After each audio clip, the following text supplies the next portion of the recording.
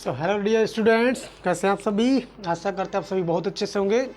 स्वागत है आप सभी का एक बार फिर से हमारे एक नए वीडियो में।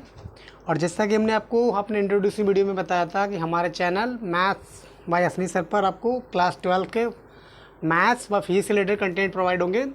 तो अभी तक हमने आपको क्लास 12 के मैथ के कंटेंट प्रोवाइड किए और एक कंटेंट हमने आपको फिजिक्स से रिलेटेड प्रोवाइड किया है।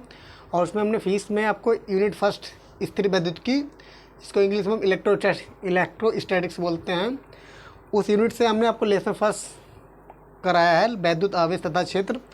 और उस लेसन में भी हमने आपको एक टॉपिक आवेश के रिलेटेड आप थोड़ा डिफिनीसन आपको डिफाइन किए थे। और आवेश को हमने समझा था कि आवेश क्या होता है और आवेश कितने प्रकार का होता है।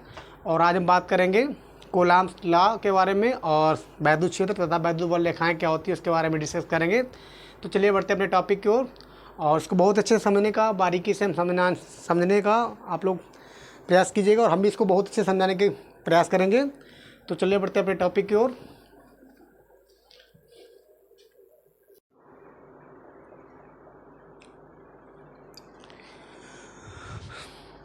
तो हम स्टडी करते हैं कूलॉम का नियम। ये पूछ लिया जाता है कभी कभी 1 या 2 मार्क्स में पूछ लिया जाता है कूलॉम का नियम क्या है या कूलॉम का नियम किसे कहते हैं। तो देखिए, कूलॉम ने एक नियम प्रतिपादित किया था और इस नियम को समझने से पहले जो यहाँ पर हम थ्योरी देख पा रहे हैं, यहाँ पर बोर्ड पे हम देख पा रहे हैं, लिखा है इस नियम के अनुसार दो स्थिर बिंदु आवेशों पर लगने वाला आकर्षण या प्रतिकर्षण बल दोनों आवेशों की मात्राओं के गुणनफल के अनुक्रमानुपाती तथा दोनों आवेशों के बीच की दूरी के वर्ग के व्युत्क्रमानुपाती होता है। तो ये जो दिखाया है, इसको इस थ्योरी को समझने से पहले हम इस फिगर पे थोड़ा नज़र डालते हैं। तो यहाँ पे हम देख पा रहे हैं हमारे पास दो आवेश Q1 तथा Q2 हैं और उन दोनों आवेशों के बीच की दूरी कितनी है, स्मॉल r है। तो कूलॉम ने ये नियम दिया था कि दो बिंदु आवेश हैं तो इनके बीच जो लगने वाला आकर्षण या प्रतिकर्षण बल होगा, आकर्षण मतलब जो दोनों आवेश, आकर्षण बल जो दोनों को अपनी ओर खींचने का काम करेगा, प्रतिकर्षण का मतलब जो दोनों को एक दूसरे से दूर हटाने का प्रयास करेगा। तो आकर्षण बल क्या करेगा, दोनों आवेशों को अपनी ओर खींचने का प्रयास करेगा और प्रतिकर्षण बल दोनों आवेशों को अपने से दूर हटाने का प्रयास करता है। तो कूलॉम ने ये नियम दिया कि दो स्थिर बिंदु आवेशों के बीच, ये जो स्थिर बिंदु हमारे पास दो बिंदु आवेश हैं, तो स्थिर बिंदु आवेशों के बीच लगने वाला आकर्षण या प्रतिकर्षण बल, चाहे आकर्षण बल लगे या तो दोनों को पास पास खींचे या प्रतिकर्षण बल लगे या दोनों को दूर दूर धकेलने का काम करे।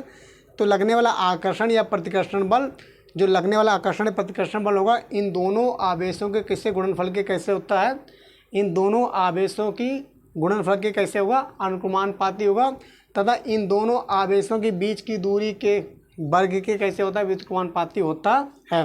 तो इस थ्योरी में ये लिखा है कि दो स्थिर बिंदु आवेशों पर लगने वाला आकर्षण या प्रतिकर्षण बल दोनों आवेशों की मात्राओं के, ये दोनों आवेश हैं इनकी मात्राओं के गुणनफल के कैसे होगा, अनुक्रमानुपाती होता है तथा दोनों आवेशों के बीच की दूरी के व्युत्क्रमानुपाती होता है। तो इस प्रकार हमने मान लिया, इस प्रकार यदि दो बिंदु आवेश हमारे पास Q1 तथा Q2 एक दूसरे से स्मॉल r दूरी पर हो तो उनके बीच लगने वाला वैद्युत बल, हमने मान लिया दो बिंदु आवेश Q1 व Q2 हैं और इनके बीच की दूरी स्मॉल r है, तब इनके बीच जो लगने वाला बल होगा वो क्या होगा, ए प्रोपोर्शनल Q1 इंटू Q2 अपान r स्क्वायर। तो कूलॉम ने नियम दिया कि जो लगने वाला आकर्षण या प्रतिकर्षण बल होगा वो दोनों आवेशों की गुणनफल के कैसे होगा, अनुक्रमानुपाती होगा तथा दोनों आवेशों के बीच की जो दूरी है उसके वर्ग के, उस बीच की दूरी के वर्ग, बीच की दूरी r है उसका क्या कर दिया हमने, वर्ग के व्युत्क्रमानुपाती होता है। तो ए प्रोपोर्शनल Q1 Q2 अपान r स्क्वायर, इसको हम ऐसे लिख सकते हैं, अथवा ए इक्वल्स टू के Q1 इंटू Q2 अपान r स्क्वायर। और हमारे पास जो के क्या है, कांस्टेंट है। तो ये रहा हमारा कूलॉम का नियम। अब चलिए हम बढ़ते हैं और इसका मात्रक लिख सकते हैं। बल का मात्रक तो हमें पता न्यूटन ही होता है। तो ये कूलॉम का नियम था, पूछ लिया जाता है कभी कभी 1 या 2 मार्क्स में पूछ लिया जाता है। अब हम आगे बढ़ेंगे, वैद्युत क्षेत्र या वैद्युत बल रेखाएं क्या होती हैं इस पर डिस्कस करते हैं।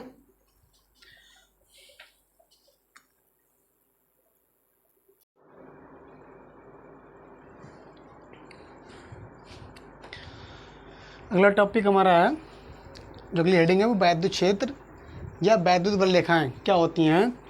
तो देखो इससे हम देख पा रहे हैं वैद्युत क्षेत्र या वैद्युत बल रेखाएं किसे कहते हैं।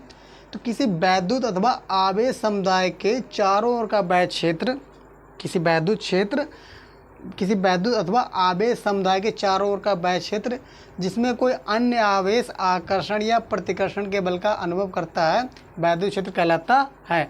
एक ऐसा वैद्युत आवेश या एक ऐसा ये आवेश का एक ऐसा समुदाय जिसके चारों ओर कोई एक दूसरा आवेश क्या करे, एक वैद्युत आवेश, हमारे पास एक कोई ऐसा क्षेत्र जहाँ पे वैद्युत आवेश लग रहा है और उसके चारों ओर का वह क्षेत्र है जिसके चारों ओर का कोई दूसरा आवेश क्या करे, किसी आकर्षण या प्रतिकर्षण बल का अनुभव करता है, वो क्या कहलाता है, वैद्युत क्षेत्र कहलाता है। तो जैसे हम यहाँ देख पा रहे हैं क्या लिखा है, किसी वैद्युत अथवा आवेश समुदाय के चारों ओर का वह क्षेत्र, ऑलरेडी पहले से जहाँ पे एक वैद्युत आवेश वहाँ पे उपस्थित है और उसके चारों ओर का एक क्षेत्र है, उसके अराउंड चारों ओर एक क्षेत्र है, तो उस क्षेत्र में क्या करेगा, एक दूसरा आवेश क्या करे, किसी आकर्षण या प्रतिकर्षण बल का क्या करेगा, अनुभव करेगा।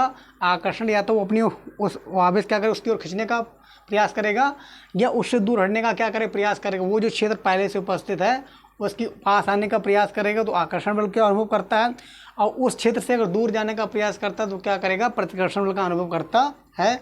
तो वो क्षेत्र क्या कहलाएगा, वैद्युत क्षेत्र कहलाता है या वैद्युत क्षेत्र कहलाएगा। फिर लिखा है यदि वैद्युत क्षेत्र में रखा आवेश, जहाँ पे वैद्युत क्षेत्र है उस क्षेत्र में रखा आवेश क्या करता है, यदि वैद्युत क्षेत्र में रखा आवेश चलने के लिए स्वतंत्र है तो वह बल की दिशा में चलने लगेगा। आवेश किधर चले, जिस दिशा में बल लग रहा है उसी दिशा में आवेश भी चलने लगेगा। यदि बल की दिशा निरंतर बदल रही है तो आवेश के चलने की दिशा भी निरंतर बदलती जाएगी। अगर बल की दिशा बदल रही है तो आवेश के चलने की दिशा भी बदलती जाएगी, अर्थात आवेश वक्राकार मार्ग पर चलेगा। कहने का मतलब जिधर बल जाएगा उधर भी क्या करेगा, आवेश भी चलेगा, और ये आवेश किस मार्ग पे, एक कर्व के फॉर्म में चलेगा, ये वक्राकार मार्ग पर चलता है। तो इसको हम बोल सकते हैं वैद्युत क्षेत्र में किसी स्वतंत्र धन आवेश के मार्ग को, आवेश क्या है वो स्वतंत्र है किसी भी दिशा में चलने के लिए। स्वतंत्र धन आवेश के मार्ग को मतलब आवेश किसी भी दिशा में चलने के लिए स्वतंत्र है, उस पर कोई बाउंडेशन नहीं है, तो क्या कहलाता है। तो ये जो वैद्युत क्षेत्र में किसी स्वतंत्र धन आवेश के मार्ग को, वो किसी भी डायरेक्शन में जा सकता है, जिधर बल जाएगा उसी डायरेक्शन में जो बल आवेश भी जा सकता है, तो उस आवेश के मार्ग को हम क्या कह सकते हैं, वैद्युत बल रेखा कहते हैं। तो आशा करते हैं समझ में आया होगा। और एक बार फिर से देख पा रहे हैं, यहाँ लिखा है किसी वैद्युत अथवा आवेश समुदाय के चारों ओर का वह क्षेत्र, जहाँ से पहले ही एक ऐसा आवेश उपस्थित है और उसके चारों ओर का एक ऐसा आवेश समुदाय, एक ऐसा वैद्युत का समुदाय है, उसके चारों ओर कोई दूसरा आवेश क्या करे, किसी आकर्षण या प्रतिकर्षण बल का अनुभव करता है, तो वो क्षेत्र क्या कहलाता है, वैद्युत क्षेत्र कहलाता है। और फिर हमने यहाँ पे देखा कि अगर बल की दिशा चेंज होती तो उधर आवेश भी क्या करता, अपनी डायरेक्शन चेंज कर सकता है। अगर बल की दिशा में आवेश लगातार चलता जाता है और जैसे बल की दिशा बदलती तो आवेश की दिशा भी निरंतर बदलती जाती है, अर्थात आवेश क्या है वो स्वतंत्र मार्ग पर चलने के लिए क्या है, उसको पूरी स्वतंत्रता है, उस पर कोई बाउंडेशन नहीं है। तो इस प्रकार आवेश क्या करता है, वक्राकार मार्ग पर चलेगा। तो ये जो वक्राकार मार्ग होगा वही क्या कहलाएगा, वो वैद्युत बल रेखाएं कहते हैं। उस वक्राकार मार्ग को हम क्या कहते हैं, वैद्युत बल रेखा कहते हैं। तो चलिए हम देखते हैं कैसे आवेश अपने वक्राकार मार्ग पर चलता है, उसको हम अच्छे से डिफाइन करते हैं।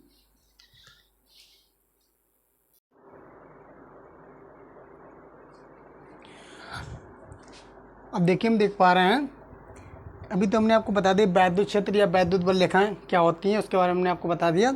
अब वैद्युत बल रेखाओं के गुण आपसे पूछ लिए जाते हैं कि वैद्युत बल रेखाओं के गुण क्या हैं, तो इसको इंग्लिश में features of electric lines of force बोलते हैं। और जैसा कि हमने आपको बताया था कि वैद्युत बल रेखाएं क्या चलती हैं, एक वक्राकार मार्ग पर चलती हैं। तो देखिए यहाँ पे ये वैद्युत बल रेखाएं क्या एक वक्र के रूप में चल रही, एक कर्व के फॉर्म में बन रही हैं। हमने बोला जिधर भी बल जाएगा उधर ही आवेश चलता है, क्योंकि वो स्वतंत्र होता है किसी भी दिशा में चलने के लिए। और जब आवेश स्वतंत्र होता है तो एक वक्राकार मार्ग पर क्या करता है, अपना पथ नियुक्त करता है। तो इसके अकॉर्डिंग, अब इस फिगर के अकॉर्डिंग हम यहाँ पे वैद्युत बल रेखाओं के गुण को समझने का प्रयास करेंगे। तो पहला पॉइंट हमारा है वैद्युत बल रेखाओं के गुण में, ये रेखाएं धन आवेश से चलकर ऋण आवेश पर समाप्त होती हैं। कहाँ से जाती हैं, धन आवेश से चलती हैं और कहाँ पे समाप्त होती हैं, ऋण आवेश पे समाप्त होती, इधर से निकलेंगी और कहाँ से जाएंगी, प्लस सिरे से निकलेंगी और ऋण सिरे पे समाप्त हो जाती हैं।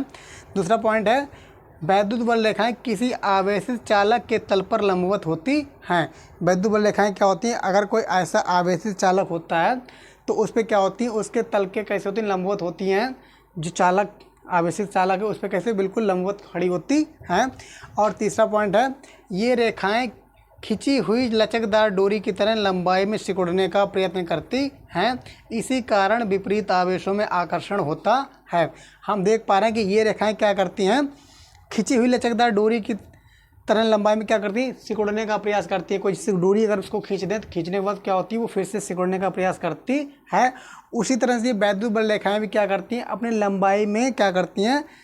लंबाई में सिकुड़ने का प्रयास करती हैं। और जब लंबाई में सिकुड़ने, अगर उसको किसी चीज़ को अपने मान लिया कोई बैंड है, उसको हमने खींचा है, रबर बैंड, उसको हम खींचते हैं, तो खींचने के बाद फिर से क्या करते हैं? सिकुड़ने का प्रयास करता है।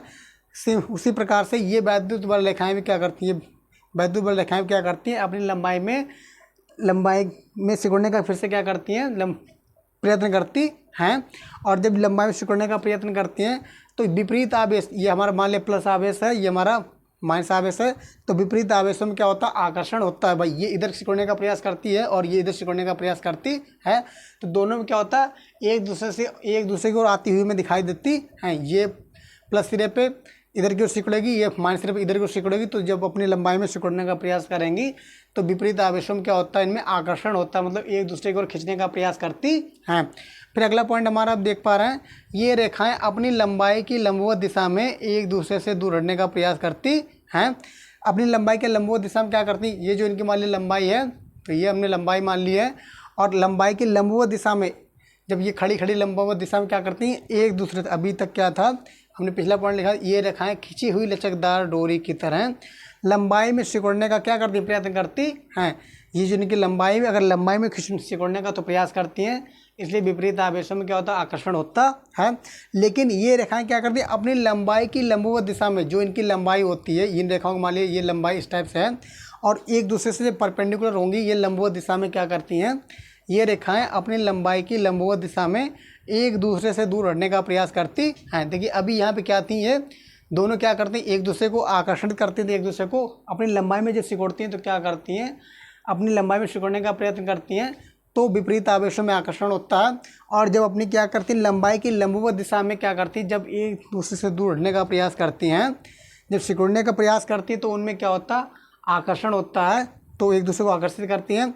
और जब अपनी लंबाई की लंबवत दिशा में क्या करती हैं? एक दूसरे से दूर हटने का प्रयास करती हैं।